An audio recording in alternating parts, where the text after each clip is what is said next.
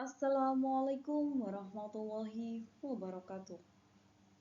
Di sini saya akan menjelaskan struktur modal dan kebijakan dividen dalam manajemen keuangan. Dosen pengampu Dr. E. Febrianto, SEMM. Nama saya Citra Inesta, NPM 236101125, Prodi Manajemen. Mata kuliah Manajemen Keuangan 2. Yang pertama, saya akan menjelaskan terlebih dahulu adalah apa sih manajemen keuangan itu? Manajemen keuangan adalah kegiatan penting dalam perusahaan yang mencakup proses perencanaan, penganggaran, pengelolaan, dan pengandalian sumber daya keuangan perusahaan. Dan tujuannya adalah untuk mencapai efisiensi dan efektivitas dalam pemanfaatan dana, serta memaksimalkan nilai perusahaan dan kesejahteraan pemegang saham. Dua aspek strategis dalam manajemen keuangan adalah pengembalian keputusan mengenai struktur modal dan kebijakan dividen. Keduanya sangat penting karena berkaitan langsung dengan bagaimana perusahaan memperoleh dana dan bagaimana laba yang dihasilkan akan digunakan atau dibagikan. Dan selanjutnya yaitu ada struktur modal. Pengertian struktur modal. Struktur modal merujuk pada kombinasi antara utang dan ekuitas yang digunakan oleh perusahaan untuk membiayai operasional dan investasinya. Dalam konteks manajemen keuangan, struktur modal disebut juga sebagai keputusan pendanaan financing decision yang mencakup pendanaan jangka panjang dari utang debt financing. Yang kedua adalah pendanaan melalui saham atau juga sering disebut dengan acquisition financing. Yang terakhir adalah penggunaan laba ditahan atau retained earnings. Yang kedua ada komponen struktur modal. Komponen itu sendiri ada modal sendiri atau juga disebut ekuitas, saham biasa, modal yang berasal dari pemilik perusahaan dengan hak suara dalam RUPS. Yang kedua ada saham preferred, saham dengan hak atas dividen tetap dan prioritas dalam pembagian aset. Yang ketiga adalah laba ditahan, laba yang tidak dibagikan kepada pemegang saham dan digunakan untuk investasi kembali. Yang B ada utang atau juga disebut dengan debit. Utang jangka pendek seperti utang dagang dan pinjaman modal kerja. Ada juga utang jangka panjang termasuk obligasi dan pinjaman bank dengan tenor panjang. Ada juga dengan lease atau juga sewa pembiayaan, alternatif pendanaan tanpa harus membeli aset secara langsung. Yang selanjutnya ada teori struktur modal. Yang pertama kita akan membahas teori terlebih dahulu. Yang pertama A. Teori tradisional menjelaskan bahwa terdapat struktur modal optimal di mana biaya modal tetap perusahaan berada pada titik terendah sehingga nilai perusahaan berada di titik tertinggi.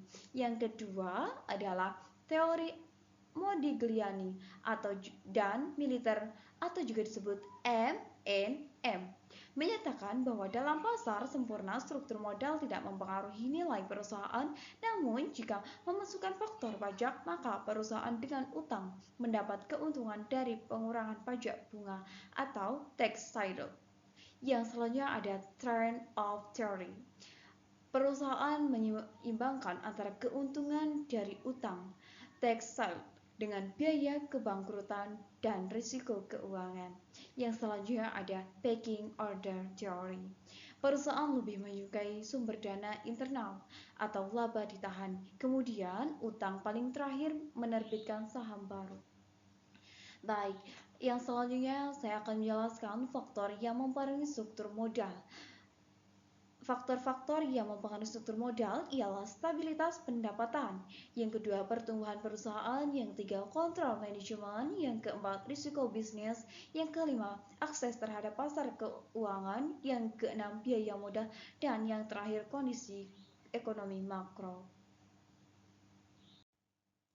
Di sini juga ada tujuan struktur modal dalam manajemen keuangan. Adapun beberapa tujuan struktur modal dalam manajemen keuangan diantaranya yang pertama mengoptimalkan nilai perusahaan, yang kedua menjaga keseimbangan risiko dan pengembalian, yang keempat meminimalkan WACC, yang terakhir adalah menjaga kestabilan keuangan perusahaan. Selain struktur modal, adapun ada kebijakan dividen. Yang pertama, apa sih pengertian kebijakan dividen itu? Di sini, kebijakan dividen adalah kebijakan perusahaan dalam menentukan berapa besar keuntungan bersih yang akan dibagikan kepada pemegang saham sebagai dividen dan berapa besar yang akan ditahan untuk dibiayai kembali ke dalam perusahaan. Jenis-jenis kebijakan dividen. Yang pertama ada kebijakan dividen stabil atau pembayaran dividen dilakukan secara tetap setiap periode atau mengalami kenaikan bertahap tanpa selalu memperhatikan besar kecilnya laba tahunan. Yang kedua, kebijakan dividen tetap. Perusahaan menetapkan persentase tertentu dari laba sebagai dividen. Misalnya 30% laba bersih begitu. Yang ketiga, kebijakan dividen sisa atau dividen hanya dibagikan dari laba yang tersisa setelah seluruh kebutuhan investasi perusahaan terpenuhi. Yang keempat, yaitu kebijakan tidak membayar dividen. Yang dimaksudnya adalah semua laba ditahan dan digunakan kembali untuk pengembangan usaha, biasanya pada perusahaan yang sedang tumbuh pesat begitu. Yang selanjutnya ada pun faktor-faktor yang mempengaruhi kebijakan dividen. Yang pertama ialah ketersediaan laba bersih, likuiditas dan arus kas, kebutuhan investasi, stabilitas pendapatan, preferensi pemegang saham, peraturan pajak, dan akses pendanaan eksternal. Di sini juga ada tujuan kebijakan dividen dalam manajemen keuangan. Jadi, tujuannya adalah menjaga kepuasan pemegang saham, yang kedua menunjukkan sinyal kepercayaan kepada investor, yang ketiga adalah mengelola dana internal perusahaan secara efisien, yang keempat yaitu menyesuaikan dengan strategi pertumbuhan perusahaan. Jadi di sini juga ada hubungan antara struktur modal dan kebijakan dividen.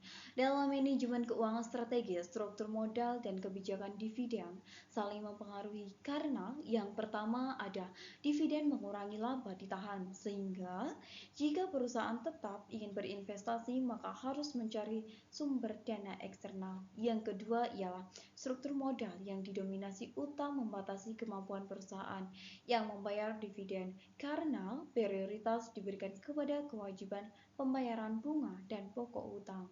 Yang ketiga adalah perusahaan dengan kebijakan dividen agresif cenderung memiliki struktur modal konservasi untuk menghindari tekanan likuiditas ganda. Yang keempat ada manajemen keuangan harus menyeimbangkan antara kepentingan pemegang saham atau dividen dan kebutuhan modal perusahaan atau juga disebut dengan reinvestasi begitu. Jadi, adapun kesimpulannya yaitu struktur modal dan kebijakan dividen adalah bagian krusial dari manajemen keuangan karena menentukan bagaimana perusahaan memperoleh dana dan menggunakan laba. Keputusan dalam dua area ini harus diambil dengan mempertimbangkan faktor internal dan eksternal serta harus sejalan dengan strategis bisnis jangka panjang, kondisi keuangan perusahaan dan tujuan utama untuk memaksimalkan nilai pemegang saham.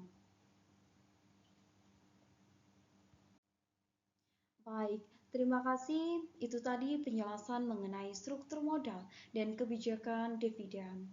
Saya akhiri. Wassalamualaikum warahmatullahi wabarakatuh.